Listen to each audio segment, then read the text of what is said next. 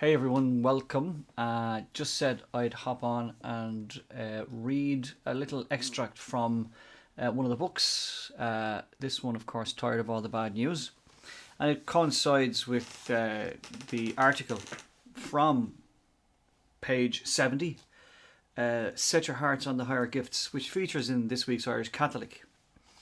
And we are moving through the end of phase one here in Ireland in the government's roadmap, which means that on the 8th of June, in about 10 days' time, we will be moving into phase two, which means there's another,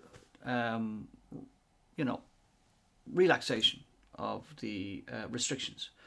But we stay the course and we persevere and we listen to the science and we try to obey the medical directions. And also because so many other people are being patient in our society, in our world out there, not least our young people, our junior cert and particularly leaving cert students.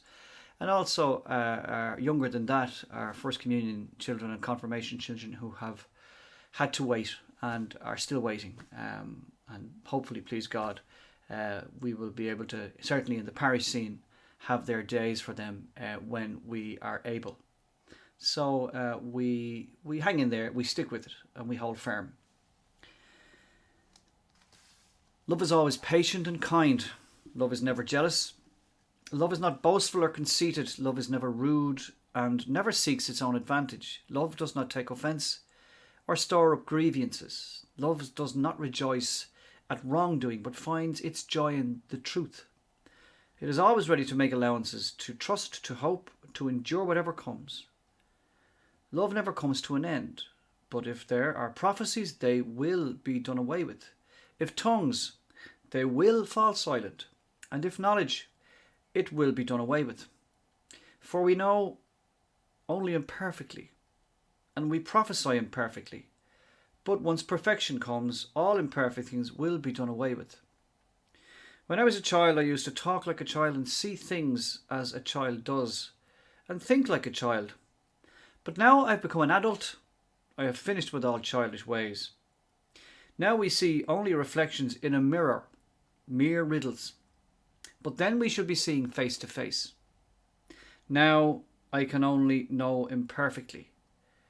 But then I shall know just as fully as I am myself known. As it is, these remain: faith, hope, and love. The three of them, and the greatest of them is love. Comes from the first letter of Paul to the Corinthians, as you know, chapter 13.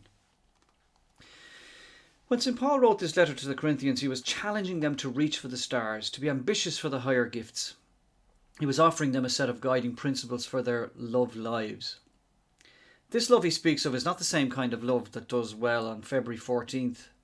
It is not about candlelit dinners, cuddly toys, Valentine's cards, or boxes of praline chocolates. All these things are good in themselves, by the way, but it is not what Paul is writing about. The love he writes to the Corinthians about will not put on any weight and is completely guilt-free, if well lived. The kind of love that Paul describes is a recipe for happiness, where it matters on the inside, and this will be radiated to all we encounter. It's a love that turns away from humiliating the other person, and it does not enjoy other people's sins. It is opposed to scandal and gossip, preferring to tell the truth instead. St. Paul's view of love warns us against human prophesying, which is always imperfect. Putting our trust in horoscopes and fortune tellers can be troublesome. Instead, by putting our trust in God, we will always know that He can take us forward in kindness.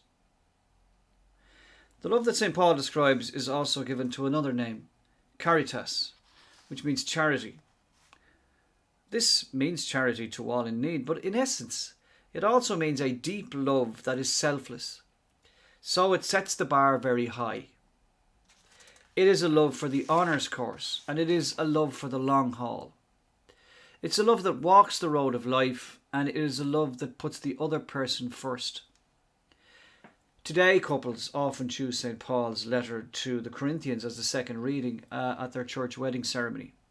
I believe that the challenge he lays down to the people of Corinth in the 1st century after Christ is as relevant to us now in the 21st. Set your hearts on the higher gifts.